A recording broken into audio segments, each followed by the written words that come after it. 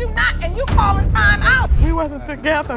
We break up so much. We break up so much. You mess with a guy you just met, fool. No, let me tell you something. You called me a liar.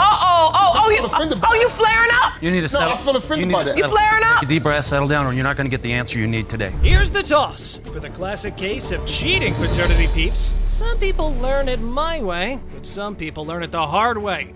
Meet Miss Martin, who admitted to making a significant mistake around the time she conceived her daughter. Now she stands across from her fiance. Oh boy, to prove the child's paternity.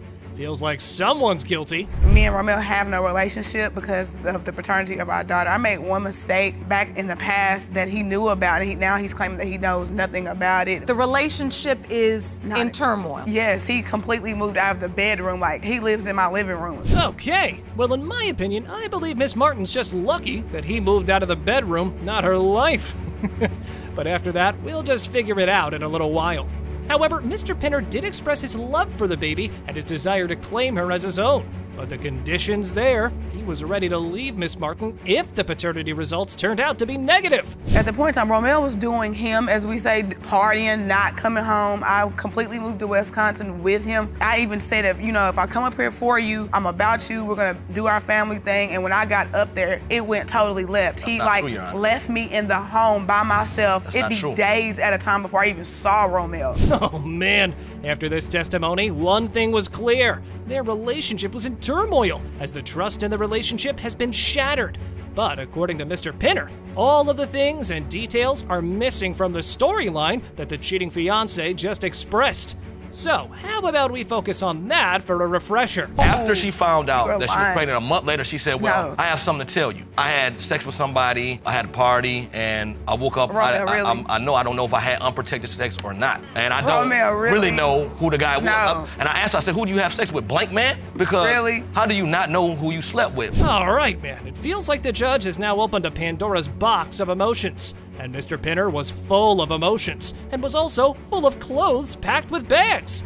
However, we all know one thing. If you can't remember the name or face of the person you slept with, you are very irresponsible. He said, we'll just put this behind us so we can continue and go forward. And I'm like, okay. He agreed to move forward. That's not true, Your Honor. I agree. You're sitting here lying. It's true that I agreed to move forward after finding out that you was so irresponsible to have sex with somebody and not know who it is. But whose version of the truth do you believe? The next day after it happened, or the month after it happened? In my opinion, it all happened with whom? Yeah, that's right, Mr. Pinner. And by the look of his emotions, he may be chanting the truth. But what happened to once vibrant love? Listen. I already know what's going on here. I mean, this is easy. She moves to a different state, following behind you. When she gets there, you still out and about doing things. Then she get mad and get upset and decides, you know what, now I'm gonna try to go tit for tat. He out partying, he out hanging out, he don't wanna come home. According to the plaintiff, AKA the party drinker, Mr. Pinner participated in the pregnancy for about 3 or 4 months until the paternity question came swinging in like a Beyblade. But by that time, the defendant had already distanced himself from the person he planned on saying, I do. It took all I had to pack up my daughter, me being pregnant, and all my clothes to go home, to leave this man. And it took all I had. To leave her after you I didn't just wake up one morning on a good note. I'm gonna leave Romeo today. No, it took all I had. She didn't have the audacity or the care to tell me I'm leaving. I begged you, See, the thing about it is, I know I did wrong. Oh boy! And on that note, how about we just fast forward to the question, who's the daddy, in an attempt to bring the lost love back to their relationship? Or maybe not. Judge Lake pulled out the concealed envelope, and now it was time for some DNA sprinkling. It has been determined by this court. Mr. Pinner, you are the father.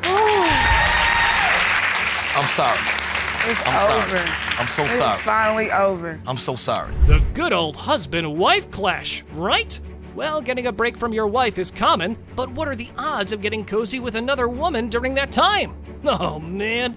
Miss Brown claims that Mr. Shinoster got her pregnant during a break from his wife and has consistently denied being the father of her 6-month-old daughter. He lies about everything, Your Honor. Who married us? Can I talk? Can I see the paperwork? Can I talk? What paperwork? Exactly. I ripped it up. Was it even? I ripped it up. I'm not talking. Where were you? Where were you when I got married? You wasn't around exactly. So when were you when I conceived my daughter?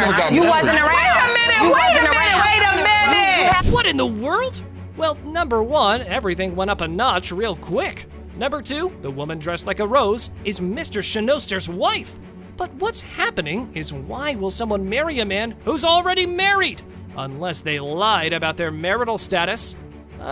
Something's ticking in my thoughts. How did you marry him if he already had a wife? We met through a mutual friend, which we basically had a long distance type of relationship. We talked on the phone, we Facebooked, all of that. So we don't court. We meet, we get married. That's how it goes. Okay, now that's messed up. I mean, come on. How could you just marry the man over the phone? Isn't that just crazy? But the unique union was based on their religious beliefs, not a legally binding marriage. But why is Mr. Shinoster denying the marriage part? Let's find out. I'm all curious now. When I walked in, the kid's like, hey, Abu, hey, Abu. Abu is father. 2 minutes later, she comes out of the back. She no longer looks like a Muslim. She has on a little shirt and some tights on, and she's walking up the aisle, hiking them up like this, so I can see her private parts. Oh boy, now isn't that one hell of a story. But let me just confirm, who says Muslims can't wear skirts? And just stop doing that leg pose, Mr. Shinoster. You look just like Papa Smurf. However, with that testimony, things instantly got heated. Here's the juicy part. But when I seen that, the only thing I could think about doing was going to get a bottle of Henny, because it was on and popping now. Now can I talk? There wasn't nothing else going on. I was not going to marry her. You look like a man anyway. Shut up. What I'm trying to understand is marriage or no marriage, you still say you had sex with her. Yes. Let's just keep all of that aside and understand the fact of marriage or not marriage. They both have been playing in the sheets, right? And FYI, Mr. Shinoster, you admitted to that part, didn't you? Just rewind your memory, Playmate, and see if you can provide even some more information on this. Mr. Shinoster, how long did this relationship last with Miss Brown? 48 hours. He lies about every single I got there on a Friday, I left Sunday. So, Mr. Shinoster, you said after that, that was the end of the relationship? That was it. I've never seen her again. Miss Brown and Mr. Shinoster were in a relationship, which ended approximately 6 weeks before Miss Brown became intimate with another man. Now that's a question out of the loud noise. Mr. Shinoster disputes the timeline and claims he did not meet the other man until after he had met Miss Brown. I didn't even meet him until after I met you, first of all. And if he was her father, why would I have a problem with saying that he's her father if I'm with him? You haven't yet to see my child. She's 6 months. So, Miss Brown, has he seen Blessing? Never seen her in person, never touched her, never kissed her, nothing. He treat my daughter like she's nothing. Can you believe all that? So before we offended anyone else or make anyone feel overwhelmed by all the yelling and gaslighting, how about we just focus on the DNA results to put an end to this messed up paternity doubts? So, are you all ears, Mr. Shinoster? 'Cause we are. It has been determined by this court. Mr. Shinoster, you are the father. That's your baby. That's a beautiful little girl. She deserves her daddy. Not somebody standing up talking about, she ain't mine, she ain't this. Innocent babies don't deserve that. I know she's my daughter now. That won't happen. Having a childhood sweetheart can be amazing, unless and until they become a headache. And want to know how? Yep, that's right. It's all about denying paternity. Now for this case, we have Miss Watkins seeking acknowledgement of her 1-month-old child, Mr. Washington. So, Miss Watkins, why do you think Mr. Washington is denying your son? He's ready to start his rap career, and that's stopping him from wanting another child. And I'm a good person. I just want to do the right thing. If she's not 100% sure that I'm the father, how am I supposed to be 100% sure that I'm the father? You got to make this situation make sense, Your Honor. All right, our defendant here plans on becoming another Tupac of the 21st century. A rap career? But what do you think, Miss Watkins? That his dream is the reason for not accepting the baby? I mean, like, can you look at Kanye? Oh, I forgot. Sorry, man. Yeah, just recently. So wait, you were childhood friends? Yes. And then at some point you all became boyfriend and girlfriend, were intimate? What? We talked when we were younger, and then I just moved down here, found out she was staying here, so we ended up being connected. He knew I was staying here. When he came down here, he knew we was down here. Oh, wow, what a wonderful addition to my vocabulary. Well, young people do have catchy slang to name everything, but never mind. Miss Watkins and Mr. Washington had a history of being close friends, but drifted apart as they grew older. However, they reconnected when Miss Watkins moved to the area, and their relationship took a beneficial turn. Was he your only buddy? So before he got down here, I was with my firstborn's father. As soon as he got down here and we started messing around, I was no longer messing around with him. It was like actually like month and a half. So you're admitting that you had a previous relationship that basically ran all the way up until the time you reconnected with Mr. Washington. That's correct, Your Honor. Miss Watkins addressed Mr. Washington's doubts and explained that she had never told him definitively that he was the father. She admitted that her initial uncertainty had contributed to his doubts. However, she insisted that the only other potential father was her firstborn's father, refuting any claims of promiscuity. And I said, Jamillian, I'm pregnant. I don't know how far along I am, but once I get my due date, I'll let you know. So, but when you say to a man, I understand. I'm pregnant. Yes, I understand. And I don't know how far along I am, and when I find out, I'm gonna let you know. That is paternity doubt. Why is this woman giggling so much? Is she really proud of what she's done? And how can the defendant stand so calm? Miss Watkins then attempted to deliver a medical lecture, explaining her medical proof on why she believes that the defendant in braids is the father. Same lips, same nose, Your Honor, and the same pretty eyelid. Very small. They look identical, Your Honor. When he was born, he had hairs on his legs that you could not miss. Jamillian explained to me while I was pregnant that him and his kids came out with hair mainly on their legs and their butt. My son has hair on his legs and his butt. Well, Judge Lake does have her way around the sarcasm. And just like that, we don't really believe what the plaintiff had just said. How about we call in for some experts to connect the dots in our heads? Time for the actual science lecture. Volume up, paternity peeps. There's not a genetic trait for it, but Scandinavian backgrounds, it tends to happen more likely. And then in families that have had it, there's a slight increased chance, but not a gene that's related directly to pyloric stenosis. Oh, wow. So no gene. Not that's been identified. Why is it that every time we go looking for some clarity, we end up further complicating things? So this time around, we're now looking for some concrete evidence. And y'all know where we can find it, the DNA envelope. Mr. Washington, you are the father. It's a beautiful little boy, and that's your little boy. I'm gonna be there, I'm gonna step up. Like, I have no problem, like, taking him with me, picking him up, doing all of that. I just wanted to know if the baby was actually mine, Your Honor. Mr. Lovett was accusing Miss Jackson of being a manipulative cheater. He claims that she flaunted her affairs during their stormy relationship, leading him to doubt his paternity of their 15-month-old son, Corey Jr. Miss Jackson, in her defense, dismisses Mr. Lovett's doubts as baseless insecurities and insists that he is indeed Corey Jr.'s father. He didn't take the relationship seriously. He was talking to other women, so being that he didn't take it seriously, I didn't take it seriously. He was talking to other women and I were talking to other guys. And so you all got together briefly and then one started cheating and the other one started cheating. Yes. Mr. Lovett, in a moment of tenderness, claimed his love for the child, believing to be the baby daddy. Well, things can't always stay that smooth.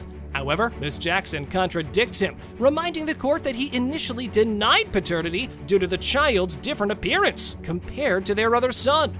Why do y'all keep doing that? So, Mr. Lovett, are you accusing Miss Jackson of cheating in defense of your own cheating? Exactly. No. Do you think she's doing it to get back at you? No. Do you think she's doing it because you're doing it? No. So how do you know she's even doing that? She's just a type of woman that moves on. Look, she started having kids at the age of 18. Oh man, it becomes evident that the relationship between Mr. Lovett and Miss Jackson was far from stable.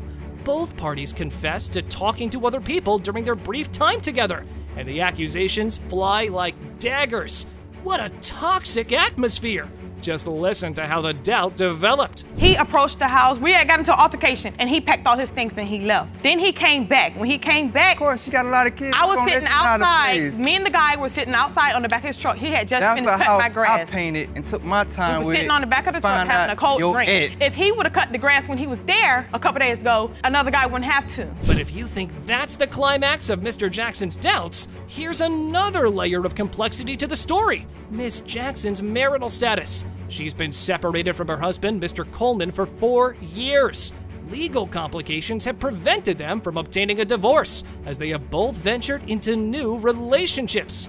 My bad, families. Why don't you think Corey Jr. is your son? I got you was involved with another guy. That's what I need to know. At the time Corey Jr. was conceived, you believe Miss Jackson was involved with someone else. Right. I know that she went out with another guy, and I know she was chilling with another guy at the time we broke up. It was no baby around. Then some time go later, now you pregnant. According to Mr. Lovett, the defendant has been playing baby mama ever since she was 18.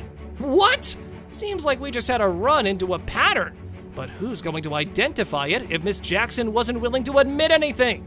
Just listen to the plaintiff once again to shed some clarification. She got pregnant again by another guy, and then you turn around and get pregnant by me. What he's trying to Every say year is, since you've been 18, I already had a child baby before him. So when you first got pregnant, I would have been divorced. You can't get divorced because you keep getting pregnant. Exactly. Not by me, man. Exactly. I mean, just forget it. Hold that thought right there, folks. And how about we call in Mr. Coleman to sprinkle us with some new perspective on how the relationship he had with Miss Jackson, because by far, Mr. Lovett has been chanting the same tone. Let's move to the witness box.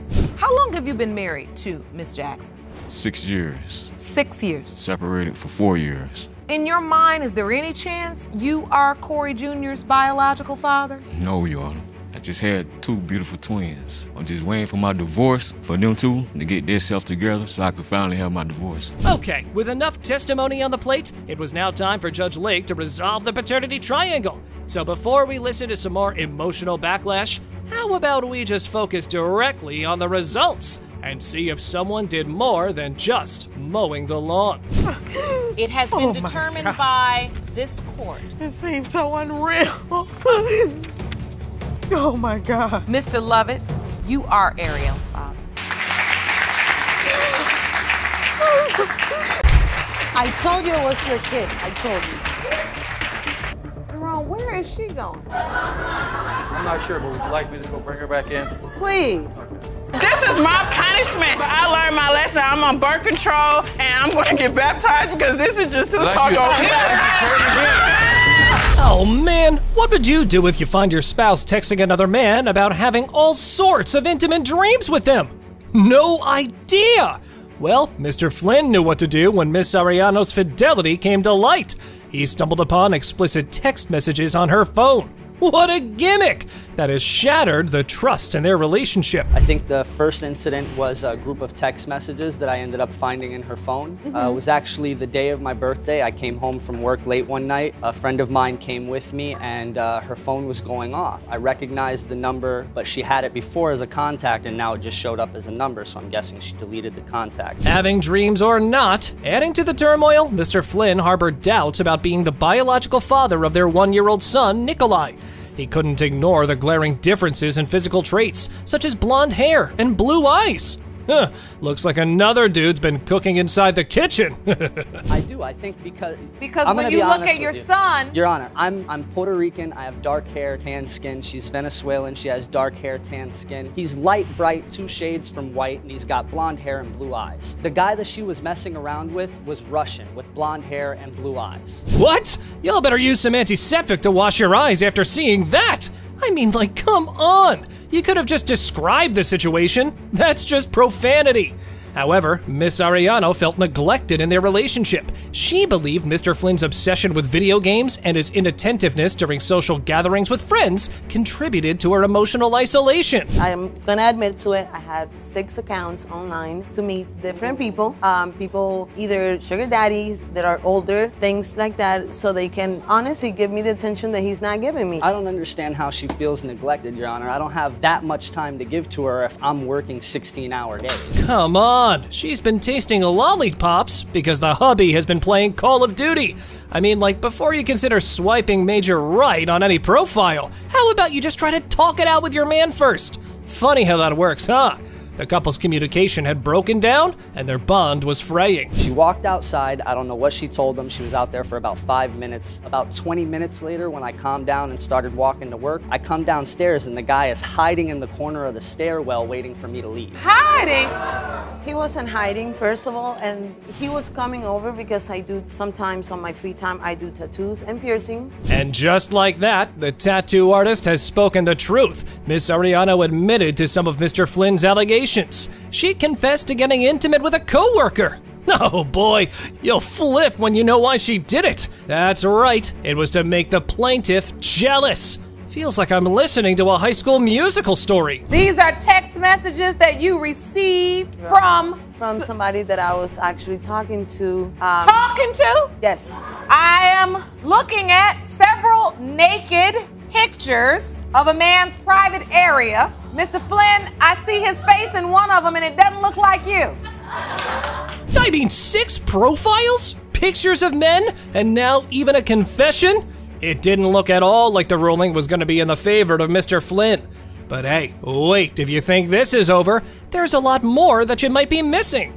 Just listen for yourself. At the same time, she had also admitted that she was going to a mutual friend of ours who was a neighbor, and she would go over there intentionally with no bra on, no panties to see if the guy would make an advance on her. Yeah. The neighbor also has blonde hair and blue eyes. So you think he could be the father as well? I don't know. I don't know. Oh my God, this woman just went contra on everyone. But Miss Ariano, you can fool the expressions, but not the science.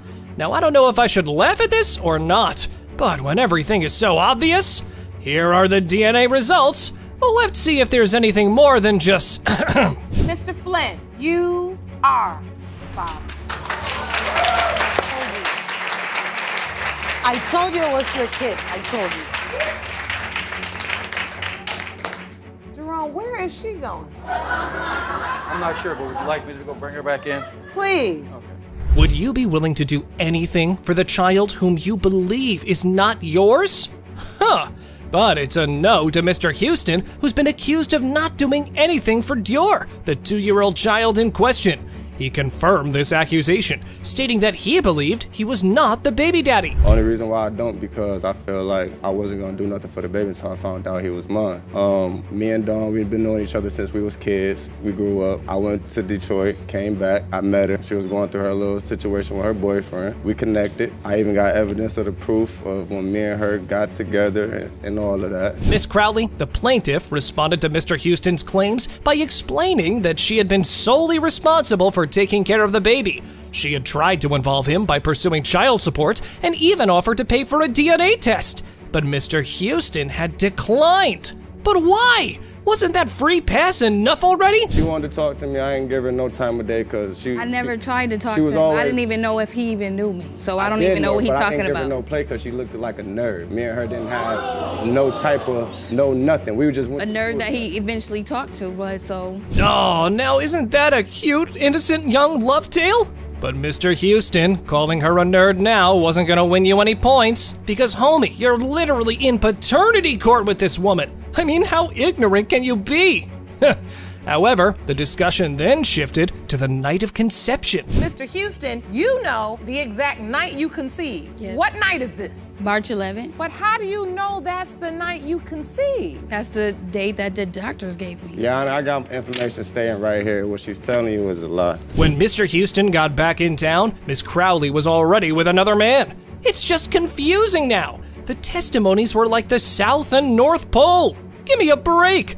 But hold on. Miss Crowley was asked why she didn't inform Mr. Houston immediately when she found out she was pregnant.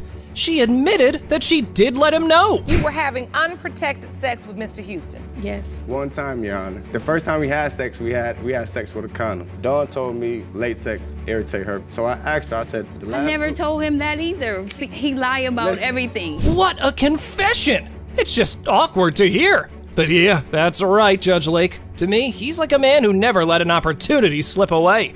But when Mr. Houston was informed about Miss Crowley's pregnancy, his initial reaction was to deny paternity. He believed he couldn't father children due to a medical condition. Let's hear that part. In 2009, I had surgery on my left testicle. It's called testicle contortion. What it is, boys like how they lay their body at nighttime when you shift. We have tubes inside our testicles that circulate blood flow. When I was asleep, I shifted my body one way, my testicle went one way, so my left testicle swelled up as the size of a softball. Ouch! I ain't sleeping today after hearing that. And y'all better discover a new sleeping position. Sorry, I got distracted, but back to the case. Mr. Houston did admit to having an intimate night with the nerd, but also added he was intoxicated. Talk about a surprise, huh? How about we listen to Mr. Houston's mom for a while? I offered to pay for a DNA. She never offered to pay for You a lie. She And never don't make offered me to come pay over there for and any smack DNA test. fire out of you. Hold on. I offered to pay for She a never DNA offered to pay test. for anything, or I She would've let her told pay me for it. that no, Why not? because you need D'Angelo to swap. That's right, Granny. It's indeed about that baby. So how about we just stop listening to the latex allergies and who was in town or not? Let's just focus on who's the baby daddy. All right, Judge Lake, let's call in for the concealed fate. Here are the DNA results. It has been determined by this court. Mr. Houston, you are Dior's father. Out of town. He was out of town. How was he out of town? The first thing out of your mouth when I said you are the father is exactly what I want to hear. What did you say? Can I see the baby? If you're planning to have a child with the man you love, you will probably reconsider after watching this. Miss Rayford stands before the judge, accusing Mr. Freeman of fathering her child. He claims that Mr. Freeman, who initially wanted to have a child with her, abruptly left their relationship when she became pregnant and returned to his fiancée. Mr. Freeman hasn't done nothing. He has been a deadbeat. He refused to step up to the plate ever since he got with this Miss Triplet. Hold on, first of all, ladies, all right, I'm awake now. That erupted from 0 to 100 in less than 1 second. The session went from 0 to 100 in no time. It feels like Mr. Freeman was in a mood that can be described as, I got 99 problems, but a baby ain't one. However, he clarifies to the court that Miss Rayford has a history with multiple men, way before Galileo invented the telescope. Oh, man. Nah, he referring to the stuff that he bought with Pampers, clothes, and stuff like that. Girl, stop playing. So you know every move that man make, huh? Nope, I thought he made a wrong move when he went over there Hold on. Oh, you jealous. You wish that was your son, huh? How can I be you jealous? wish that was your son, huh? You Miss remember them tears you cried? Rayford. And how can I be jealous? Miss Rayford, focus on me. Regardless of all the ruckus that we just heard, Miss Rayford accuses Mr. Freeman of being a deadbeat father who hasn't contributed anything to Terry's upbringing since getting together. But Miss Triplet, Mr. Freeman's fiancée, becomes a part of the drama. Okay, ma'am, I'm a fan. Were you with Mr. Freeman during the time that in February? Yes, ma'am. You all had started dating. Yes. And having sex. Yes. So now, Miss Rayford, when you went to California, you were already pregnant. I never saw proof that she was pregnant. She never told you she was pregnant. Never told me. Miss Triplet dismisses Miss Rayford's claims, accusing her of being obsessed with Mr. Freeman. If that was true, our plaintiff might have had a hidden personality of Joe Goldberg. You know what I mean? And that's just funny. However, as the case unfolds, Miss Triplet acknowledges that she heard about Miss Rayford's pregnancy from Mr. Freeman. Huh. He was trying to keep it real with me because we was trying to get our stuff back together. So now we see what's going on. So you Mr. said Freeman, your man is a liar. hold on. No. Mr. Freeman, you were going back and forth between these two women all this time. No wonder you so quiet. But now we know you all both got everything to do with it. Yeah, right. How busy was it? Busy with other men? Oops, my bad. Despite the evidence presented by Miss Rayford, Mr. Freeman claimed that the baby mama confessed about the baby not being his over a phone call. Oh, man. But Miss Rayford just went on hold. She's got another confession to make because she's no fool. That's just hilarious. 2 minutes at a time is good. That's why I'm here. I messed up. God forgive me. This is my punishment, and I take that. But I learned my lesson. I'm on birth control, and I'm going to get baptized because this is just too hard. Whatever leads them to the Lord. But with that attitude and the child's paternity being in question, I think the devil might come to them sooner or later.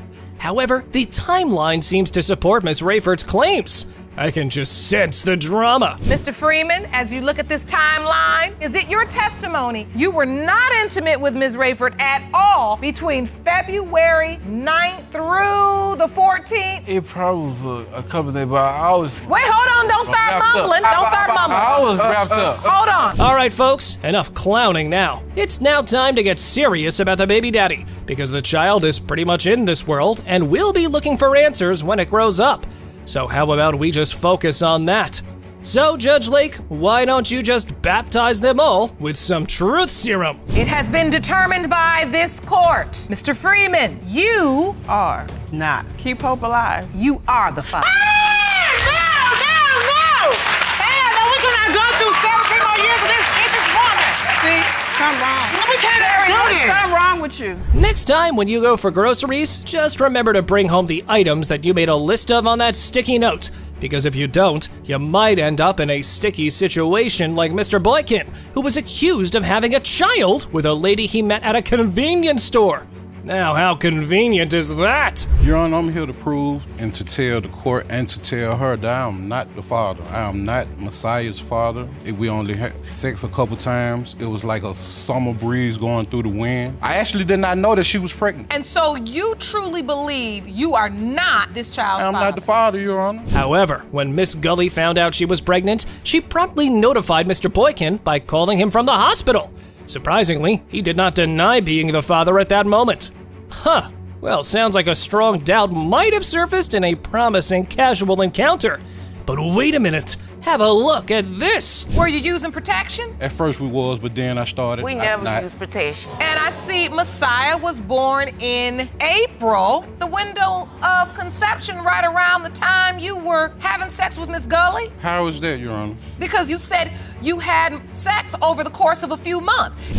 Feels like the plaintiff has been hiding something. Ain't that right? Despite his initial doubts, Mr. Boykin decided to visit the hospital after the baby was born. He held the baby, pondering if the child was indeed his. But after some introspection, he left the hospital with doubts lingering in his mind. She had the baby at the hospital. I ain't gonna lie, I didn't go up there the first day, but the second day I went up there, Your Honor, I hit the lobby. I'm thinking like, Darius, is this your baby? This what's going on in my head. I'm in the lobby thinking this. Is this my baby? And I said, no, Darius, this ain't your baby. So I ain't gonna lie, Your Honor. We just want you to understand, Mr. Boykin, that even if the baby mama cut you out for months, you can still be the father. Come on, how naive can you get, sir? However, they did stay in touch after the baby's birth, but their communication was strained. Mr. Boykin even attempted to take responsibility by purchasing a DNA test. She took it back. I guess she got the money back. I kept asking her, can I get it? Yes, I Miss did. Gully, did you take the test back and get the money? Yes, I bought my baby Pampers and wipes. The babies do need Pampers and wipes. And I mean, you have to understand, Mr. Boykin. Well, we know one thing in this courtroom. Looks can be deceiving. Either it can be your child or it cannot. But FYI, the defendant strongly believed Mr. Boykin was the father, and although she was emotional about his denial, hold the horses. There might be another man painting on the same canvas. Nothing but what she told me. What did she tell you? It's a possibility it might be his, and a possibility it might be yours. That's exactly what she told me. And when did she tell you this? At what point in this process, in this timeline, did she tell you that? After she had the baby on. But how about we look in for some quick comparison? I had a feeling that was gonna be hilarious. Well, Miss Gully, how about we just start playing Spot the Difference in Your Baby? I mean, it's a respectful way to gain a baby daddy, right? You say there's a dent in the nose, that's the same. Yes, right. And in your words, you say they have the same basketball head. Yes. He said it's not shaped like mine. And finally, you submitted this one. And you say he has his daddy's dimples. I don't have no dimples. So we all just went from softball to basketball on the baby. How about this time around, we just focus on the science rather than the sport? Judge Lake, now we are all ears for the DNA results after hearing all the testimony. So, how about we just let the paternity games begin? It has been determined by this court. Mr. Boykin, you are not the father.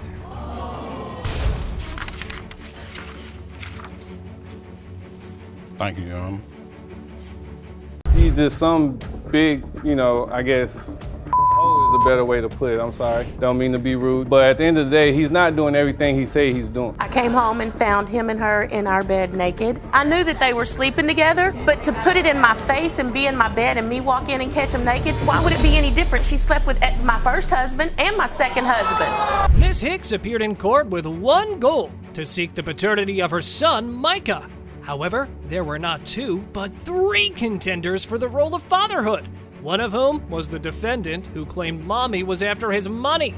There was doubt. There was denial, and there was a desire for answers. What more do we want, right? I ended up running into Rico, was drinking, talking, chilling. It was a wham bam, thank you ma'am, deuces. After that, I ended up finding out I was pregnant. I thought it was the first guy that I was messing around with, my boyfriend at that time. I didn't have a stable environment, so his family had helped me out, and I stayed with them until my baby was born. Who would have thought a one-night stand would end up with such drastic consequences? Well, that happened. The baby mama, along with the baby, were living with the boyfriend of that time. But things took a harsh turn. And boy, what that boyfriend did was pretty hateful. In the middle of January, my baby left out with only a diaper and a t-shirt on with a blanket in his car seat. They took back everything and went to my mother's house. My mother bought him everything. At that time, we were already getting the DNA test for the first guy that I was with. On the boyfriend whose family you were living with. Well, the defendant was the third guy to be tested now, but he didn't believe that number. Nope, he believed there were more players in the game. Furthermore, the way Mr. Bolton got to know about the child he might have was surely a scene out of a movie. I seen Miss Hicks at the bus stop. At that time, my car was broken down. I said, I saw you over at his house, and she said, yeah. She said to me, what's your name? I looked at her crazy like, what? Then she said, Rico. I'm like, how do you know me? She said, we might have had sex a long time ago, and I have a baby. No, let's at the bus stop. At the bus stop. Wow, this baby daddy had serious doubts about being the father, and he wasn't just running his mouth, nuh-uh. He had stories to back them up with. Despite having a boyfriend at the time, baby mama had sowed quite a few oats, and now she was reaping the consequences. Why wasn't he a thought when you knew you had slept with multiple men and he was one of the multiples? Okay, she had a one-night stand? He wasn't a multiple. He wasn't a multiple. It was a one-night stand. That's a multiple. I said multiple men. Yeah, okay. So he was one of them. Who's the daddy? That was the running question here. Now, the baby mama thought she was playing it smart. But that's delusional as heck. Oh yeah, because the baby daddies seem to be uniting and ganging up on her. Dear God. Like I said, it was a little frail in the beginning when we first came back together. I was there, but I wasn't. But now, as a man, I actually got myself involved in this young man's life. Most men wouldn't. I'm actually taking him on the weekends when it's available. He's hanging out with me, coming around with me and my family. So you stepped up. So I'm stepping up. I'm doing what I'm supposed to do. Now, a minute ago, these guys were vibing along by the looks of it. But as soon as the husband stepped up to the podium, things took a different turn. Mr. Renard turned the tables on the defendant. Yeah, you heard that right. No worries, though, because Judge Lake wasn't letting that fly. You do understand that he has doubt. No, I can understand that. 2 other men have been tested, and he knew nothing about the child until Michael was 3, and he even says he came back looking for Ms. Hicks, but never got a call. Set up a meeting so myself and my girlfriend could come over. Meeting. They didn't even want to talk to me at first. Right down I've been getting messages. Coming back to the real issue at hand, Mr. Bolton threw the idea of a meeting between these guys. But before he could even finish testifying, the baby mama kept interjecting. Let the guy speak, woman. And the more this woman talked, I swear the more guilty she appeared. And the whole paternity court witnessed it. Meaning, everything came out on the table. Okay. Only thing I asked her husband, do you mind if he comes around me because she feels like I'm the father? And so, yeah, I've been getting my time. Lord. Why you say, oh Lord, Miss Hicks? Because of the simple fact, he stayed walking distance from us. Once he came to our house, I told him, don't start a relationship with him. He wanted to start that relationship. Well, all that doubt and denial was taking them nowhere, apart from going around in circles. But we aren't here for that, are we? Nope, we're here for answers, real ones, and they were ready to be dished out. Let's see who was being truthful and who wasn't. Mr. Bolton, you are not his father.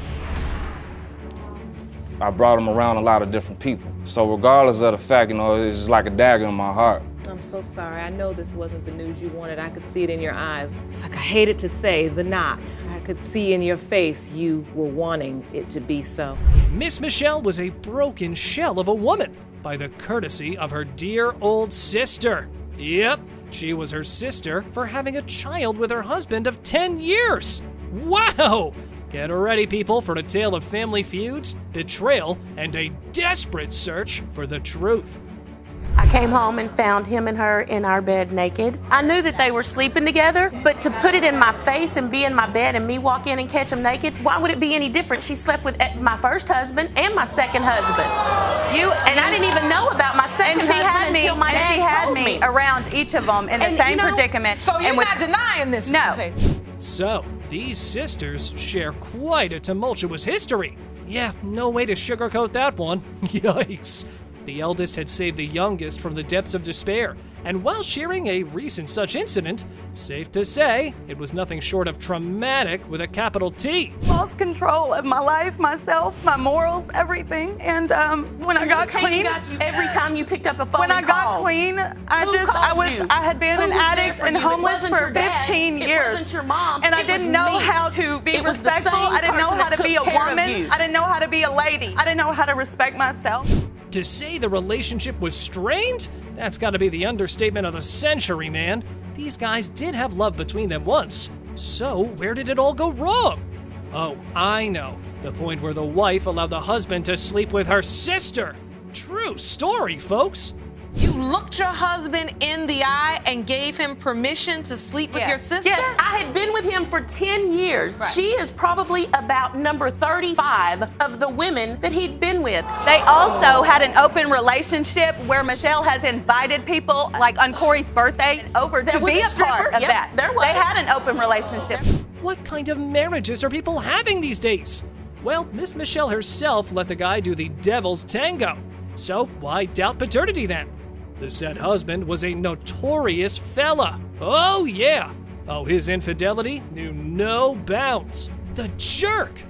What makes you so special? Why would anybody want to have Corey's baby? He's not a millionaire. He's not a millionaire. It's not like I'm going to get a lot of child support. What do you think I want from him? It ain't his money. Are you saying to the court that you feel he's unable to have children? No, she's not done with him, and she hopes that Kayla's not his baby. If I wanted, when he came up to me and asked me to sleep with him, I could have. Well, these sisters certainly argue like sisters, and boy, they weren't done ripping at each other yet. Yep, those floodgates were open, and so were the good old cans of worms, and they were everywhere. When Shauna was pregnant, she bought her everything. She bought my baby everything. Why would they buy my baby everything? This is confusing to me. I'm like, I'm pulled both ways. This doesn't make sense. I didn't have a baby shower. Everything I got were blessings from different people. Not just you. Let's have some order, ladies. About time the infamous husband graced the court with his presence. So, Mr. Corey had been made a fool twice regarding paternity, but seemed to be sure about this one. Yet he didn't sign the birth certificate. He went on a long story as to why he couldn't sign it, but frankly, that wasn't playing in his favor at all. It came down for her to sign the papers. By the time they would go up and get the papers for me to sign, I would have already been at work. Yeah, so you was in and out. Now, how old is the baby? Almost 11 months. Almost 11 months old. So in 11 months, you never take it upon yourself to make arrangements to sign that birth certificate? By the looks of it, it appeared the real problem lay in the fact that Miss Michelle never seemed to have gotten pregnant by Mr. Corey. Yup, she was a woman scorned, and we all know how the saying goes. And still, the baby daddy couldn't resist poking the woman further. The other 25 women that he carried on with for long-term relationships. No, you just jealous of us and you want to take the baby. That's what that is. I don't want your baby. I don't want Kayla. I didn't say you wanted to have the baby. Really? Yeah, she came in and picked my baby up because we were outside on the patio. I sure did. Her premature baby was on the couch by herself. After all the drama and turmoil, the moment of truth was upon this family, or what was left of them. They had a lot of resentment towards each other, but the real issue was the paternity. Let's see what fate had in store for them. It has been determined by this court, Mr. Hill, you are her father.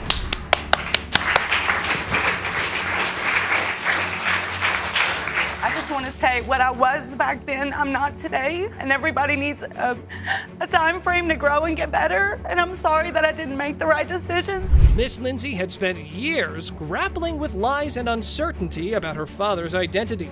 But now she believes she may have finally found the answer. The only obstacle? Could she be able to prove that? Because the defendant definitely believed otherwise. You admit to having a sexual relationship with Ms. Lindsay's mother, but say there is no way you're her biological father. That's right, Your Honor. I met her and we just had like a hit and run situation.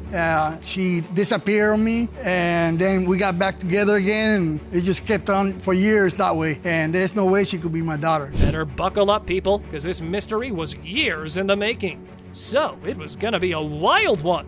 Baby daddy and mama had a fling. A hit-and-run situation, as they called it. She then ghosted the guy, but appeared back years later. And not just that, also rekindled their affair. And the poor daughter knew about this possible father, who was so close, yet so far away. About 35 years ago, my mom does admit to having a child with Mr. Dannebrink. When I was about 16 years old, an ex of Mr. Dannebrink's came to my house and accused me of being the child that they had had together. And when I had asked my mother about that, she told me no, that it wasn't true. You were 16? Yes. Well, once, these guys used to bump uglies, but now they were the best of friends. Yeah, how about that? Furthermore, Mama was sure Mr. Dannebrink wasn't her guy, but so was the daughter that he was, as she presented a conception calendar of her own. However, these guys were doing the nasty for just a couple of weeks. Bump and go! This calendar shows, for one, the day that I was born, and if you count back, if I was born full term, the conception would be between May and June. The doctors did say that I was born a month premature, which puts my due date at March 11th, which my mother would be right at that time. Oh, you guys aren't prepared for what's about to hit you next. Now, Lindsay seriously doubted her mother, and she had a pretty good reason for it. Apparently, Mommy Dearest once told her of another kid that died at childbirth. Yeah, and guess whose kid that was? Miss Lindsay, I'm looking at your face. It doesn't seem like you're believing a lot of your mother's testimony. I don't. Why? She says that she had this child. I've never seen the papers, although I've asked a few times. And on top of that one, I've went to the public records place. There's no proof of her birth or death. Dear Lord, no wonder the plaintiff doesn't believe a word out of her mother's mouth. But hold on, that wasn't the end of it. Yep, there was more. Baby mama was full of surprises, man. Here's another one. She didn't technically lie about another brother, but she didn't tell me. She got pregnant and gave him up for adoption. It went through social media that he found me. And I'm like, wait, what are you talking about? You're not my brother. And I called my mom and I said, I have another brother? And she's like, well, I thought he died. And I was like, what? Bet you didn't see that coming. Moving on, Miss Lindsay shared her life story without a father. And boy, wasn't that painful. Furthermore, she mentioned a best friend, and the guy happened to be the defendant's son. I had one friend that was like my best friend, and it just happened to be his son. Wait, that could potentially be your brother? Yes. Yeah. Yes. But you all were good friends? Yes. Just friends, I hope. Yes, Your Honor. That goes through my head, trust and believe me. Not knowing exactly who my dad is, it does go through my head as to which ones I've dated might have been. The moment of truth was here, and the stakes were high for the plaintiff. Whether her lifelong search for a father finally came to an end, or whether her paternity remains a mystery, we are about to find out. It has been determined by this court, Mr. Dannebrink, you are not her father.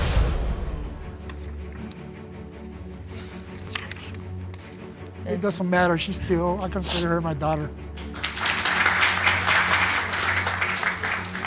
It's not yours, even though I wish it was yours. I regret that you the baby daddy. Why would I? Wait. When did that happen? It was a one-night thing. How is that even possible, though? We have a lot of people here on this earth, Mr. Bailey. Let me give you a news flash. They are products of one-night stands. It only takes one. Baby Pandora's parentage was shrouded in mystery and had been since she was born. Apparently, Mr. Germany took the daddy duty whenever he felt like it, and Miss Holiday had enough of that. Will the truth set this family free, or will it shatter their fragile bonds? Let's get ready to unravel the secrets of this baby Pandora's box. Mr. Germany, you've summoned your ex-girlfriend to court today to prove you are not the father of her 3-month-old daughter, Pandora. You say that although the evidence you've brought today is damning, you hope that you're proven wrong so that you can save your family. Is that correct? Yes, Your Honor. Now, Mr. Germany and Baby Mama's love story was a rocky one. Yup, and they'd been together for quite some time, people. A whole whopping 12 years! Wow, and with more ups and downs than a roller coaster. But trouble came knocking at their door. How long have you been together? 12 years. A decade, Your Honor. Wow. So how do we get to a place where there's trouble? Yes, Your Honor. We was off and on for quite a long time. Me and her got rocky. I was seeing other people. She was seeing other people. We got back talking probably like 2017. Trouble with a capital T. Yep. Now, the defendant took a test and told the guy it was negative, and these guys get back together again. But hold on. Mommy took a test again after 2 weeks, and bam! Pregnant! Happy news, happy faces. But all went down the drain when the doctor revealed that baby mama had been pregnant for a while. September of 2018, and it was a reason because we was having unprotected sex. 2 weeks after I moved in. September was the negative one. I moved in October because after the negative pregnancy test, we talked about getting our family back together. Whatever I had going on, I moved in with her in October. 2 weeks after October, we was still, messing around while I moved there. She take another pregnancy test, she's pregnant. So the disaster has struck. Baby daddy was all over the place now. He did conception math and everything pointed to this one conclusion. The baby's not mine. Uh-oh. However, fate threw another surprise his way when he snooped on Miss Holiday's Facebook account. Mama had been busy. My baby was born in June 25th. If you was pregnant in October, your baby wouldn't have been born in June. It would have been born But afterwards. she looked just like you. It's a lot of kids that look like guys that's not theirs, Like, I want to be for sure 100% I wouldn't put like a my other baby children. on you. I got multiple kids with you. Why would I do that with this one? Because you lied numerous times. Took these guys that long to find their way back to each other, only to be ripped apart again. Now those incriminating messages did not paint the mama in good colors, but she was still standing firm. Apparently, she was getting back at the baby daddy, but that backfired big time, didn't it? After we had that conversation, I told the man that he was not the father. My baby father was the father. He was upset that he wasn't the father. She so also that's mentioned why to this guy that she regretted that I was the baby daddy. Yes, of because the you a children. cheater. When you go snooping for something, you find it. What happens after you see these messages? Okay, after I see them messages, I got in my feelings. I doubted it, so we broke up. Mama could speak all she wanted. Mr. Germany wasn't buying any of it. Oh, yeah. And he had all the more reason for this, too. Because imagine his surprise when he got to know Miss Holiday was still in contact with the guy. Yeah! So much so, she was comforting him over text. Recalling all those took a toll, and baby daddy couldn't hold back his tears anymore. She comforted this guy. No, Your Honor. Told her, like, it's not yours, even though I wish it was yours. I regret that you the baby daddy. Why would I wait. When did that happen? Same message line. He has cheated on me numerous times, and is the reason why I said that and the way I felt at that time. I'm tired of it. I just want my baby to have her father. Well, the can of worms was open now, so no going back. These doubts were messing with the plaintiff's head so much, the poor man couldn't sleep at night. Even questioning baby Pandora's paternity made him ashamed as well. Now that's quite sad indeed. I tried, but it's like every time I look at that baby, I think it could be someone else's. Then you think of those text messages, and it just goes back and forth and back and forth, and her not saying, no, you are not the father. The way she talked to the guy was like, she was in love with this guy. Like maybe she did have a baby with this guy. Let's take mercy on this family and reveal the answers they came all the way over here for. Whether these guys had any future or not, all depended on those 4 words. The verdict was here. Mr. Germany, you are the father.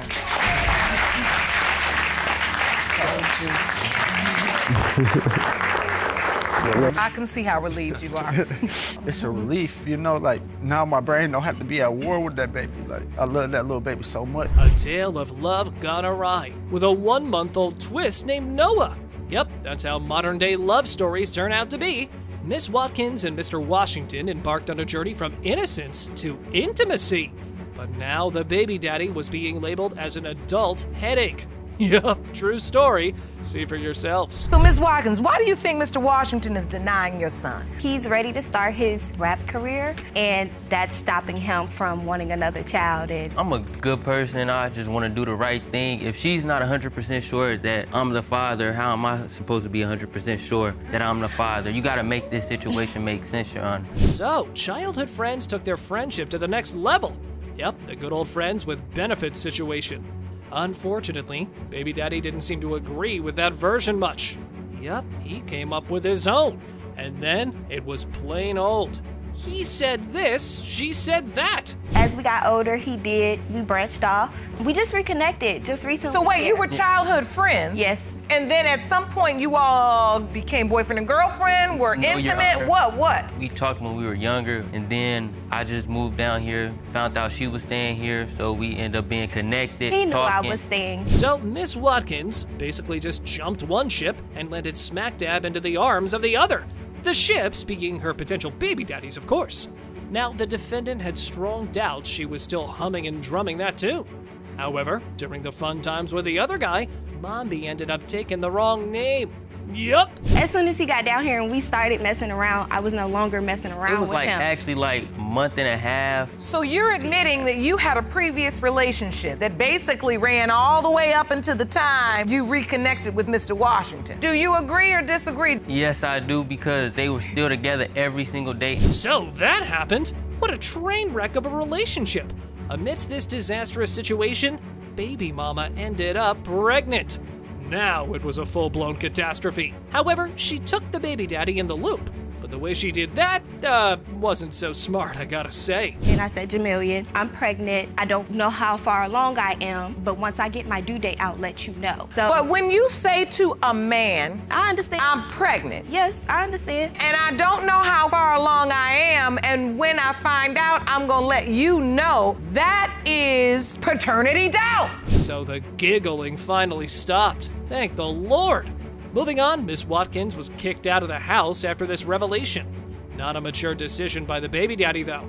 So she fended for herself. But baby daddy did make it to the birth of the baby. Let's see how that went. Once we found out I was pregnant, he kicked me out of his house. I mean, I had, during my whole pregnancy, fending for myself. Wasn't there to rub my belly, wasn't there to provide food for us to eat. He wasn't there. And knowing that I'm pregnant, big possibility that he's yours, still didn't care.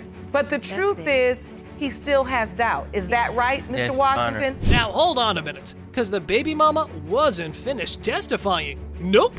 She had an exhibit prepared highlighting all the reasons she thought the baby was fathered by the dear old Mr. Washington. She really nailed that exhibit. They look identical, Your Honor. I don't know why he denies him. After that heat, my son came home with hairy legs. When he was born, he had hairs on his legs that you could not miss. Jamillian explained to me while I was pregnant that him and his kids came out with hair all over their body, mainly on their legs and their butt. My son has hair on his legs and his butt. Following that, Judge Lake took help of a professional, and she established that the medical ailment that made baby mama so sure about paternity was in fact correct. Uh-oh, what's gonna happen now? This is how I feel. The results will tell it all. I don't want to keep going back and forth and arguing about it. I might have. Have you seen Noah, Mr. Washington? I had only seen him the day he was born at the hospital. And since then, ain't heard from him, ain't seen him, ain't tried to reach out. Matter of fact, I'm sorry, I did reach out to him. I asked him to set up a date together. It was time to wrap it up, finally. The results were in. The only thing left was to discover the verdict for these young lovebirds, now estranged. Let's see whether love blooms again or not.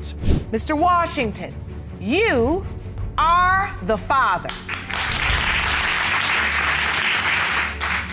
It's a beautiful little boy, and that's your little boy.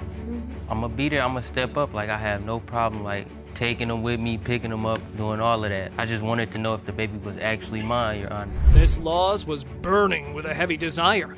A desire to prove to the defendant that he was the one who fathered their baby and not the other guy. But wait, there was a twist. It seemed the other guy, Mr. Davis, passed away before this court hearing. And And so these guys were now at the mercy of paternity court. Ms. Laws, you have dragged your ex-boyfriend, Mr. Bailey, into court to prove to him that he is the father of your 19-month-old son, Josiah. You believe he is denying paternity because of his mother's doubts. There is a chance that Mr. Bailey is the father of your 4-year-old son. So these guys met way back in middle school, and their relationship has been on again, off again a roller coaster since then. Way to go, guys! And during one of those off time periods was when the plaintiff hit it up with Mr. Davis, and so her Arizona escapade began, but ended up costing a lot when she got the joyous news. Me and Mr. Bailey actually met in middle school, and we kind of been like on and off. My mother stays in Arizona, so I left middle school and went to Arizona, and that's when me and Mr. Bailey broke up. Before coming back, I actually met Mr. Davis, and we was in a relationship for about 2 years. Cue the drama, folks. So baby mama had a bun in the oven. The only thing left was to relay the news to the baby daddy, which she did. To both of them. Now, even though she was confused about the timeline, she took the easy way out and let the poor Mr. Davis believe the baby was his. Even Courage the Cowardly Dog had more courage than that. We gonna find we have a lot of people here on this earth, Mr. Bailey. Let me give you a news flash. They are products of one-night stand. It only takes once. Did you use protection on that one night? No. That's a recipe for making a baby. How old was Jamari when Mr. Davis passed away? He was 2 years old. So Miss Laws had the guts to create this mess, not the guts to take responsibility for it. And that ended up making even more of a mess. No surprise there. She claimed when she finally told the news to the defendant, he was overjoyed and accepting. But he didn't believe that so much now, did he? When I first found out I was pregnant, I didn't have the guts to even tell Corey that I cheated. You know, I was in love with that man. I told him second after I told Mr. Davis. And what Mr. Bailey said was, that's my baby. Did you say that's my baby? No, how am I gonna say that's him my... and his cousin was saying that. Excuse me, how am I gonna say that's my baby? Because you know you slept with me. Because you know you slept with me. Stakes were through the roof for the baby mama on this one, because apparently Mr. Bailey made some big promises on one condition. And you can guess what that would be. The results had to be in their favor. Oh my. I never had the guts enough to even, that's why I'm here today, honestly. Because I kept that secret for so long. I was young, I didn't know how to say it. It would hurt, you know what I mean? He dead now. So he's saying he don't know if he could be the dad. What he told me Friday was, if both of these kids come out mine, I'm going to marry you. You know what I mean? So why even sit here and lie like you don't even know it's a possibility? Up next, Mr. Davis's sister came up to the podium to speak on her brother's behalf. Now, her family accepted the baby as theirs and never doubted the paternity. They claimed they had never had any reason to, till the court summons. That must have been quite a shock then. The baby mama, though, had another story to tell. Did your brother ever express any doubts to you? No. He was so happy that he had this first child on the way. When did you find out there was a possibility that Jamari may not be your brother's biological child? I never had that feeling because I was like happy with my brother, so I always thought that was my brother's son. Moving on, the baby mama felt everyone ganging up on her, so she became quite defensive. Amidst all that ranting, her floodgates broke, and then there were just tears with a dash of screaming. Jamari was his baby. He done more for Jamari. Like that he would want to be around Jamari than you ever wanted to be around Josiah. Even though me and you not together, even though me and you not together, any kid, I gotta know that they're mine. Boy, you know that boy is yours. Until you said your mom. Until you said your mom was like, he don't look like your daughter. Then that's not your baby. Well, these guys were utterly miserable, and results were the only thing that truly mattered to them. It was either gonna make them or break them. Either way, one party was sure to be devastated by the outcome. Let's see which one that was. The biological father is Mr. Bailey. So, after all of the doubt, we now know Josiah is your son. Okay. How do you feel? Cool. I feel a lot better now. Ain't nothing going that you know? Yeah, I feel a lot better. I know now. Yes, Your Honor. I don't see how not. I haven't been with nobody else but him. Ma, you had to be with somebody But else. I wasn't. You had to. The tests do not lie. I know it don't lie, but I have not been with nobody else but him. So now I get punished. I get punished because I'm not money worthy. You know, to keep them happy. Keep them happy. Whoa! Hold your phones. Did a casual weekend hookup turn into a decades-long mystery? Miss Wilson's now on a wild goose chase to track down her daughter's real pops. And guess where she ended up? Yep, you guessed it. The Drama Central Paternity Court. It means a lot to me, but it means more to my daughter. And I just want Mr. Dowdy to take full responsibility. And up until now, he has not? No, ma'am, he has not. All right. Your Honor, so he how was my did you first meet? love. He was my first love. He was the first person that I fell hard in love with. I've never been in love with anybody else until I met him. Mr. Dowdy suddenly recalls a fling with Miss Wilson and conveniently labels her as a past party animal. And hey, he's thinking there might be some other dude in the mix too. Talk about playing the memory game. Well, this is what he had to say. When I first met Barbara, I'll never forget the day. We was sitting like in the living room, and she had some red lipstick on. And I asked her, could I taste that red lipstick? And from there on, so we spent the next 3 days in each other's arms. Miss Wilson, were you dating anybody else at that time? No, no one else. So like when Mr. Dowdy heard that Miss Wilson was knocked up, he was like, oh joy! His folks handed him cash for that news, and he didn't even bother to visit her. Huh, talk about making some heck of quality life choices, I must say. I did come back about maybe a year later to go find her. But when I did get there, I went to where she last place I knew she lived, and some dude approached me like, oh, she's not here. We don't want you around here. We don't want to have nothing to do with you. But he did tell me that she was in Philadelphia. That was pretty much like the way he threatened me. I felt as though he could have been the father. Oh boy, well, if you threaten a man like that, he'll probably end up having that idea. But according to Miss Wilson, the man who left behind was no one other than her family member. Just focus on what she says next. When I left one of a family member in that apartment when I left.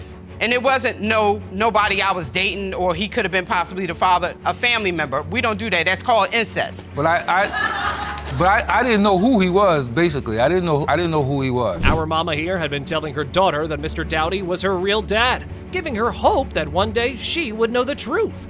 But hold on. This is what she had to say about spending a life without a father. When I was a child, I had to go to school and see other kids with their daddy. They used to ask me, well, where's your daddy? I used to just lie and make up stuff. I would say that he's dead or he lives in another state somewhere. Why? Why did you do me this way? It was just hard the whole time. Well, guess what, folks? Little Miss Sunshine over here wasn't exactly throwing a dance party about the whole deal. She's all like, I've had enough of this, and decided to give both a piece of her mind. You go, girl. You was adopted and have your real parent. Why not step up as a parent for your child? I never met my mother. It's the same situation. I never met my real mother. It's just you was blessed to get a family to take care of you. I wasn't. I understand. But you was a healthy human being that you should have stepped up and found your child to give me a better life. So, after all that jaw-jacking and collecting clues like it was a hunt, it was finally time to wrap up this never-ending saga. Drum roll, please. Cue the DNA magic and the grand finale verdict, because we are done wasting time. It has been determined by this court. Mr. Dowdy, you are not the father.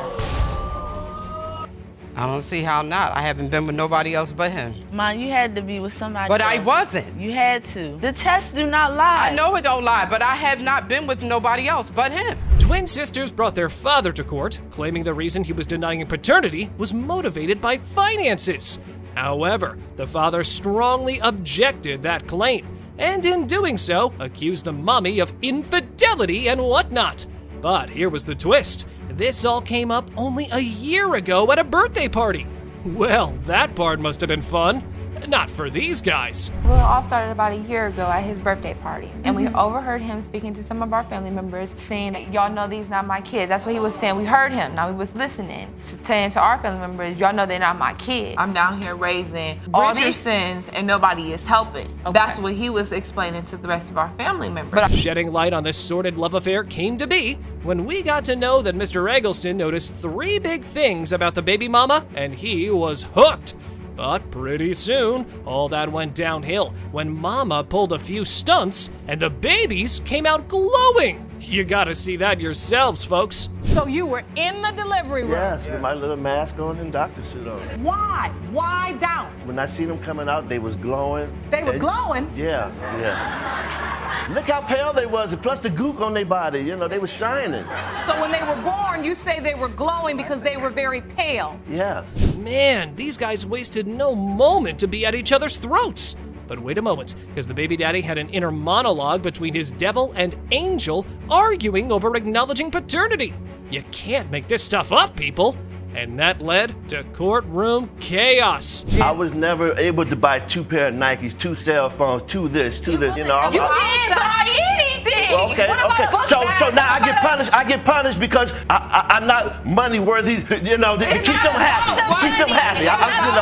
It's all about money now. If I cherished them with money, it'd be a whole new different ballgame. So the mommy dearest was out of the picture, and that led to Mr. Eggleston taking the twins in. But guess what? According to the sisters, the baby daddy agreed to this arrangement for a price. And he, of course, denied all this.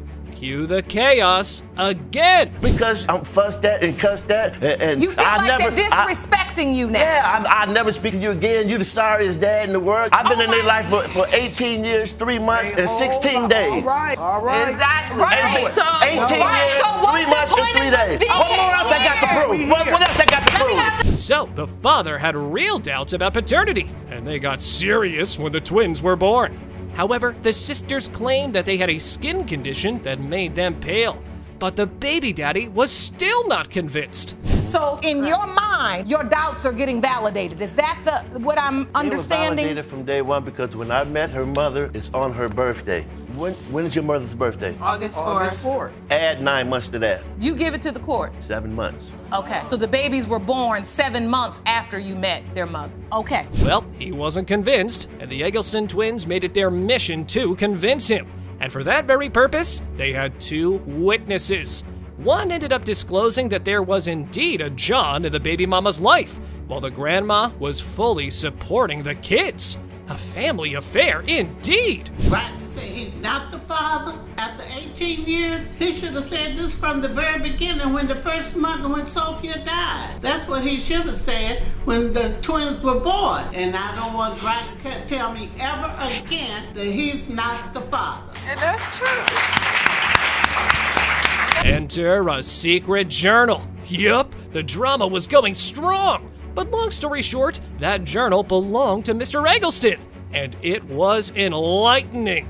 Furthermore, the father's loud mouth landed him in quite some trouble. They hurt and stuff that maybe I should, you know. But listen, is that what they wanted? Listen to me. Speak out of frustration, but you've got to understand that those words are daggers in their hearts. You get frustrated and you say something, but it affects how they feel about who they are. I don't think before I talk. Before you speak. You know, I got a bad habit of that. Time to draw the curtains on this decades-long family affair.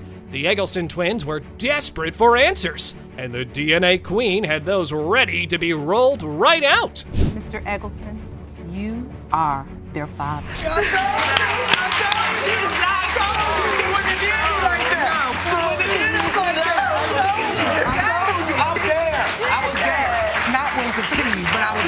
The plaintiff claimed the defendant was a man-child. The defendant claimed the plaintiff was a groupie. Miss Williams wanted Mr. Glover to grow up and take responsibility, while Mr. Glover wanted to wash his hands of baby Ralph and his mama. You claim Mr. Glover is an irresponsible man-child who would rather play mind games than be a father. Is that correct? Yes, Your Honor. You say Ms. Williams is a promiscuous groupie who hatched a complicated plan to trap you in order to cash in on your rap career. Is that correct? Yes, Your Honor. As soon as the judge asked to shed light on how these guys met, they were at each other's throats. Yup, Judge Lake could just look at them and buckle in for a long court proceeding. These guys lived in the same building, and that's how it began. Well, I was doing videos in apartments that she was staying in. I'm a fireman at the time, the city, state to state, I'm everywhere. She played too many games. He play a lot of games, Your Honor. Stop trying to rap my fine mind. Just be real. You just trying to rap my fine mind. Ride your fine. Nobody wants to ride. What rapper is you, Ralph? I'm a rapper in the city, and I city, state to state, riding. You're an irresponsible man who needs to man up and take care of your child. The nature of their relationship was still a mystery.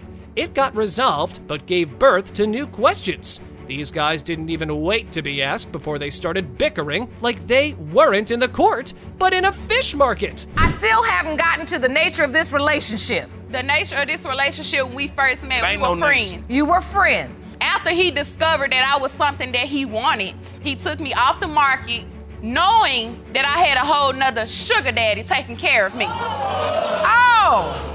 So it was established Miss Williams had sugar daddies. Yes, plural. But then she got together with Mr. Glover. Yep.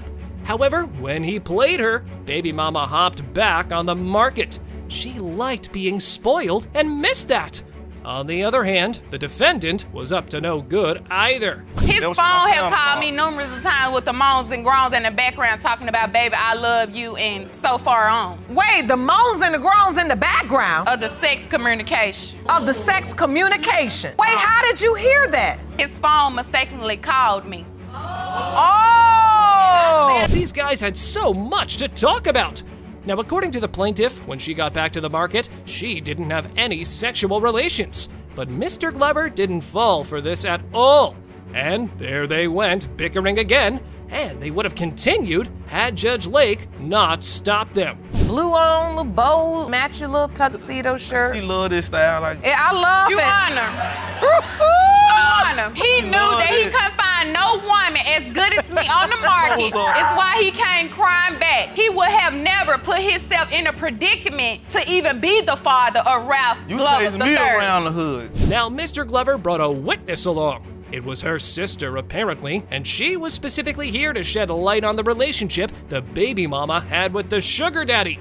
And she was quite dramatic about it with the exhibit she brought with her. She asked me, could I go by their place to pick her up some clothes? So I said, of course, yeah, I'll go by your house, send me the address. So I called her once I reached the hotel. So when she came out the front door, Jaleesa got into the vehicle. After she got her clothes off the back seat, I got to this edge, looked to the right. This is the vehicle that belongs to the man in question.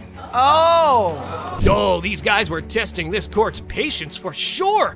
And they had no idea what kind of drastic consequences that would bring. Finally, Judge Lake stopped their nonsensical bickering and got real with them. About time. Y'all got so much to say. Kills me. They get up in this courtroom, all of a sudden everybody want to have conversation with one another. If y'all were gonna do that, y'all should have had conversation about getting a DNA test and figuring out if the child's father is Mr. Glover or not, and you wouldn't even need to be here. The point is, you're saying, Mr. Glover, that for 10 months, this child is named after you. This has gone on long enough. If it were left up to these guys, they would stay here arguing with each other for days. The judge didn't want that, so she went straight to the DNA results, along with losing her patience with them. Here we go. It has been determined by this court. Mr. Glover, you are the father. So where's my apology? Clap on. I'm listening. Hey, you gotta stop You lying. gonna man up and apologize I'm a man for all who the take care of my design of baby, my but child. that don't mean I'm still gonna be with you though. For the longest time, the two sisters thought they lived a happy life. That was until their mother revealed a huge family secret that completely changed their lives. Miss Moore and her sister aren't stopping for suing their mother. And all for what? So, how has your mother's revelation affected you? I was a teenager, about 18. We was at my Auntie Miriam's house, the one that's here. They was joking around like, you know, he's not your father, and da-da-da-da-da. And I went and asked her about it, and she was like, yeah, you know, he ain't your father. He ain't your sister's father as well. At least the mother, Miss Willis, admits to her mistakes. Who hides the identity of their father from her daughters? First up, Monica Moore talks about how when she was 18, her mother suddenly told her that Mr. Moore was his or her sister, Shawanda's dad. How did this affect Monica? He's the only man that we ever knew, even with my mother. Like, my mother didn't get another boyfriend until after I was grown. So he's been here the whole time. All their life. The whole time. Only father they know. And that's how you plan to keep it? Yes, I was. So this entire situation was by design? Right. Turns out Miss Willis wanted to take this secret to her grave. She never wanted her children to find out the truth. But her sister ended up ruining everything by telling the girls they looked nothing like Mr. Moore. Miss Willis was with Mr. Moore for 27 years. So, Did she have an affair? I had an affair. You had an affair. So she said it was a one-night stand. It was a one-night stand. Our relatives, it was an ongoing that's situation. That's what she always go wrong. Listen Out to other people instead of her mother. Well, you never told us anything. We wouldn't be here today. If they If you wouldn't have brought me here, I wouldn't be here at all. But the truth should set you free. Despite knowing another man was Monica's father, Miss Willis lied to Mr. Moore and said the girl was his. This woman didn't even bother to tell the other man he might be the father. Hearing this crushes Monica. She feels robbed of a bond with her true father. What are you crying for? We in this That's situation. your daddy. Yeah, he's my father. What if he not? You saying that he not? You saying that he not my father? If it turns out really the way you're saying that he is not her biological father, will you introduce her to her biological father? Do I get that, at least that right? Yes. Once Miss Willis's sister is asked at the stand, Judge Lauren asks her if she knows the identity of this secret man. The sister immediately confesses who it is. Did the sister do the right thing by telling her nieces the truth? Or was it Miss Willis's burden to carry? Do you know who Monica's father is? Yeah. She been knowing him for a long time. She ain't just met this man. She been knowing this man. I always tell her to tell him. Why don't you tell him before they get too old? Now they in their 30s and 20s, and she's still standing up there like she don't know what I'm talking about. This ain't the first time we had this conversation. We had it all the time. All of us get together and say, why don't you tell them who their daddy is? The same thing happened with Shawanda. Miss Willis straight up told her that Mr. Moore wasn't her father either. But the sad thing is how Miss Willis told Monica first and withheld the secret from Shawanda. When the results are revealed, will these girls get to see their real daddy? It has been determined by this court. You are not her father. I'm still the daddy. It has been determined by this court. You are her father.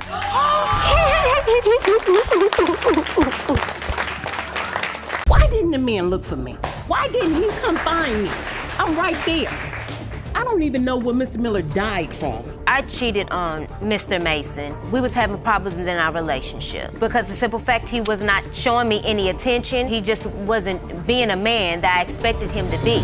Miss Lee has recently found out that the man that raised her isn't actually her father, and her real father is dead. Frances believes that Miss Lee is her real sister, and now Miss Lee is given the time to tell the courtroom that this is a tough position for her to be in. One in which she has to accept that she was raised by someone who isn't her father. But the idea of siblings does indeed intrigue her. From the beginning of this has been real confusing and overwhelming for me, mainly because I only knew one man to be my father my whole life until he died. I was a daddy's baby, and with me and my father was very close. I never heard of Mrs. Francis' father until I was 38 years old. So it's been real hard for me. Frances goes on to tell the courtroom how she was previously informed that Sonia died from AIDS. But her father did not believe this was the case on his deathbed. And as it turns out, Frances' sister Davis found Sonia. Well, I started on Facebook and I couldn't find her on Facebook nowhere. And by my dad passing away, and one of our friends is her friend. And the picture popped up and I looked, I said, she's right there. She's not gone, my sister's not dead. Oh my goodness. So I started Facebooking. Miss Lee starts telling the court on how she came in contact with Davis. Originally, she was ignoring her, but then after a spam of messages, she spoke to Davis and was confused as to what Davis was talking about, because she went from being one man's daughter to now someone else's daughter, and being dead, and in another man's obituary. Maybe after 3 or 4 messages, I finally responded to where I responded to Miss Davis, where we exchanged numbers and I called her and she just started spilling the story out, and it was like, whoa, wait a minute, slow down. You know, I'm your sister, I know you don't know this or understand it, but I'm like, wait a minute, so now I went from being one man's child whose name I carry. Miss Lee is a little confused on how, even after living in such a small town, she didn't know whether it was her real family or not. When she initially brought this to her mother outright refused it. Miss Lee has some doubts, but ultimately, she is heartbroken on the childhood she missed out on. I grew up in a small city, and then to be this close to my family and not know it did hurt me. Yes, I had a father, but if I had something, so I kind of had some resentment about that. You know, they knew about me, I didn't know about them. My mom knew, my dad knew, but nobody told me. And then even when I got old enough to understand and accept it, nobody told me. Miss Lee's mother explains to the court how she was involved romantically with Frances's father, but upon her being pregnant, Frances's father disappeared from her life. Mr. Lee, the man who brought Miss Lee up, was with her during the time of the pregnancy and took care of them both. Did Miss Lee have a right to know about this? I never told her because I didn't think she needed to know. I had a right to know, and it was things going on. I did have a right to know. At the same time, Your Honor, I'd like to say, at the same time, they knew. If he knew, why didn't the man look for me? Why didn't he come find me? I'm right there. All of these disasters have made Miss Lee emotional. It looks like she might cry in court. She's uncertain if the truth is that she does have siblings, and she's unwilling to accept that truth until the DNA tests come back. She wants her children to have the opportunities that she didn't have so long as the results do come back, indicating that Frances and Davis are indeed her siblings. I'm scared both ways, I guess, because if it come back that it's not, it's gonna hurt me. Because I already have love for both of these women. And we love you too. And we love you too. I'm scared to embrace it because if it ain't real, and I'm scared to embrace it. So that's why it was so important for me to find out the truth. People will say, well, why go through with it now? Y'all grown. We got kids. Jerome hands Judge Lauren the envelope, and a silence enters the courtroom. Will Miss Lee find out whether she does indeed have siblings? Or will this all be a facade built by Frances's father and a lie that will haunt Miss Lee the rest of her life? It's time for the results. Ms. Lee, they are indeed your biological brother and sister. I love you. All right. I told you. He can rest and you can be happy. He can rest and you can be happy knowing that we are here. Okay? Mr. Mason is uncertain about the paternity of 1-year-old Avery due to Miss Malone's alleged infidelity.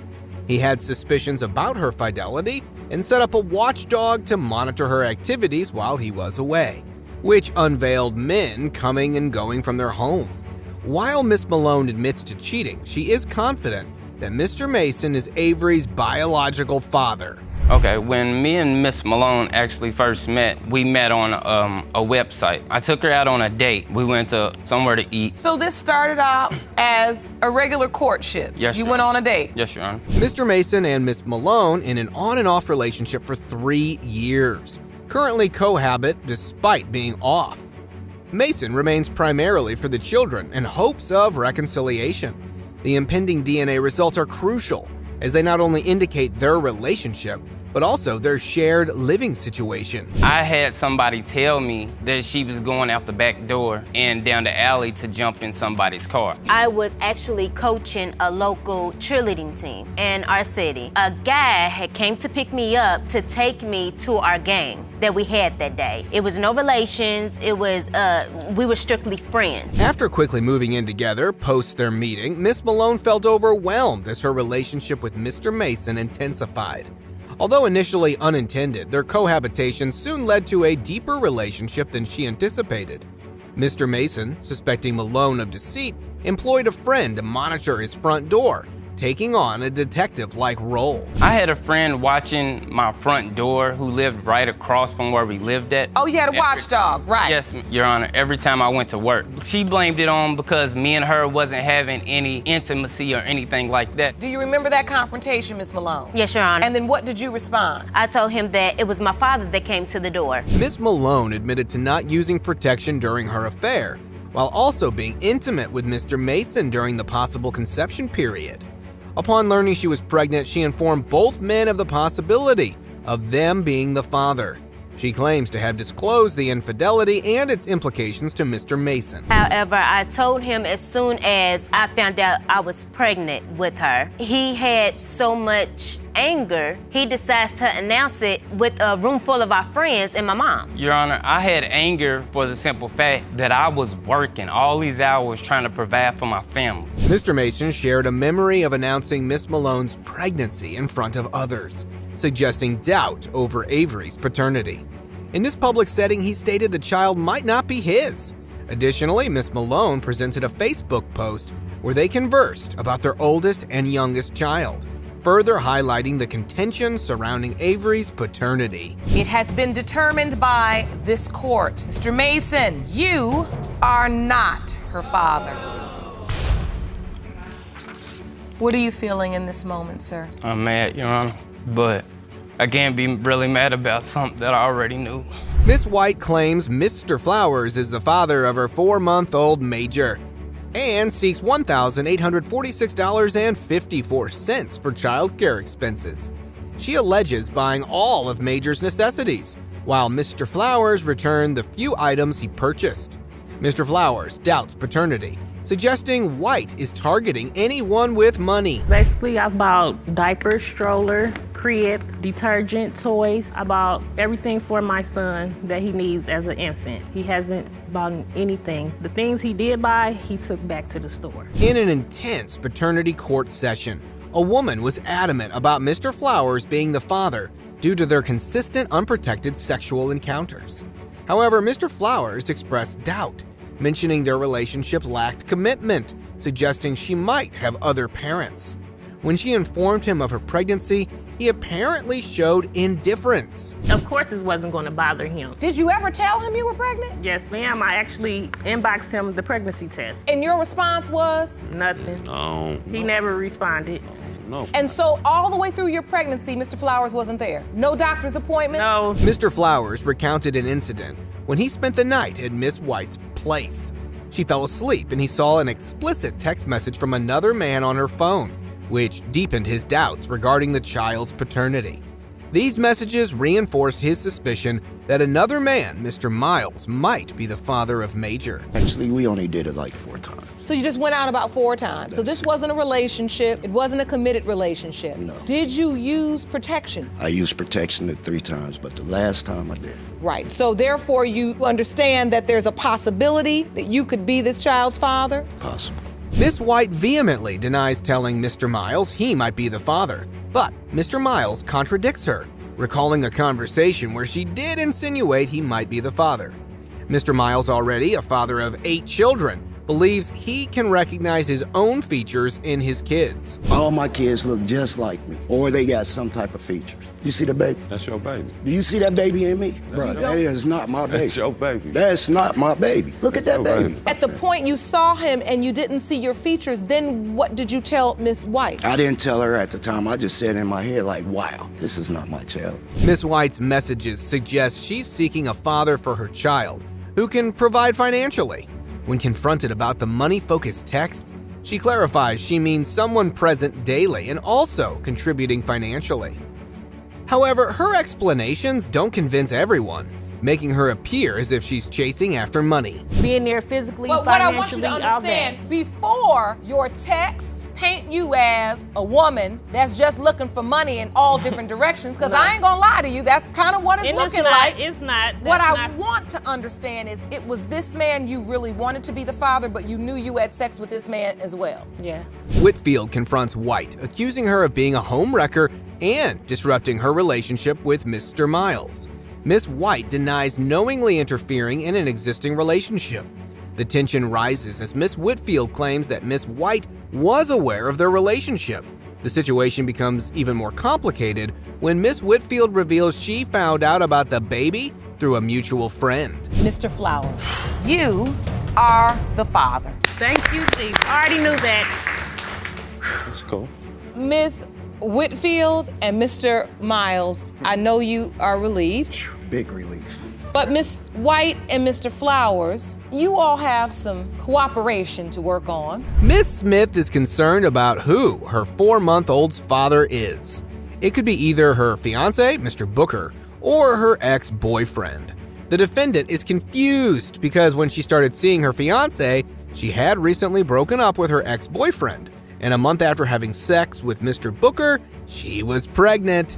I talked to Lamontre and I invited him to my birthday party a few days after we had sex. Once that happened, I was like really starting to like him and be interested. And a couple of weeks later, I felt like sick, so I decided to take a pregnancy test. Okay. And so it came back positive. Mr. Booker gives his perspective on the situation and how when he found out Miss Smith was 6 weeks pregnant instead of 8, and that hurt him. And then she was open in her conversation with him regards to this situation, and that the only 2 people possible to be her baby's father is either him or her ex-boyfriend. She said it may be a possibility.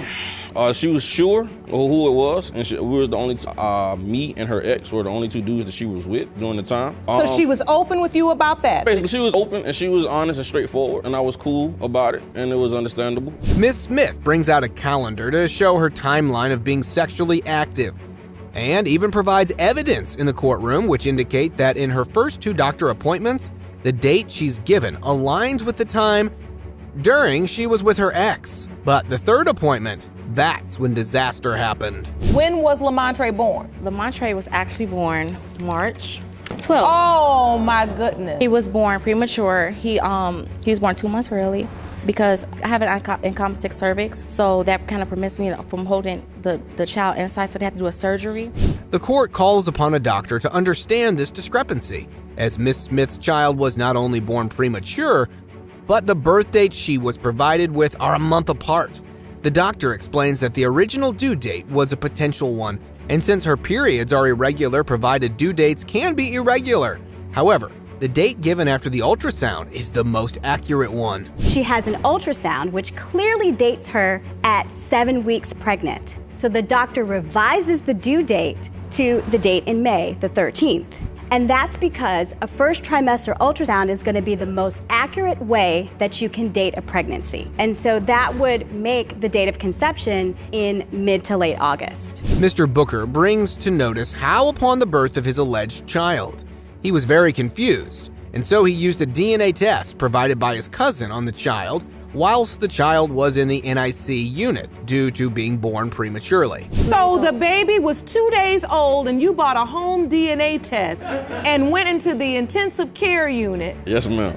And what did the nurses and the doctor say? Well, she said that it wouldn't be all is that accurate and whatnot, but she said some of the tests work, some of the tests don't. And she advised us not to do it. The at-home test has proven otherwise, but Mr. Booker is determined in his belief that the child is indeed his, and he just wants the DNA test to prove so as well, and Miss Smith believes in her heart too that Mr. Booker is the father. All that's left is for the judge to read out the results in front of her. In the case of Smith v. Brooker, as it pertains to 4-month-old Lamontre Brooker, Mr. Brooker, you are not his father.